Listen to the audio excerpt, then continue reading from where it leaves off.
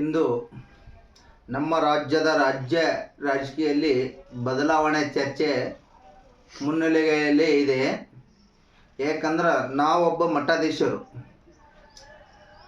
ಎಲ್ಲ ಪಕ್ಷದ ಒಳಗೊಂಡಂಥ ಸಮಾಜದಲ್ಲಿ ಇರ್ತಕ್ಕಂಥ ಬಂಧುಗಳು, ಯಾವ ಮಠಾಧೀಶರು ರಾಜಕೀಯ ಉದ್ದೇಶವಾಗಿ ಮಾತಾಡಬಾರ್ದು, ಆದರೂ ಕೂಡ ಸಂದರ್ಭ ತಕ್ಕಂಗೆ ಮಾತನಾಡುತ್ತಿದ್ದಾರೆ. ಏಕೆಂದರೆ ಕೆಲವೊಬ್ಬ ಬಲಿಷ್ಠ ಸಮಾಜದ ಸ್ವಾಮೀಜಿಯವರು ಒಬ್ಬರ ಪರವಾಗಿ, ಈ ರಾಜ್ಯದ ಒಬ್ಬರ ಪರವಾಗಿ ಮಾತನಾಡಿದರೆ ಮುಂದೆ ಒಂದು ದಿನ ಇಡೀ ಈ ರಾಜ್ಯದಲ್ಲೇ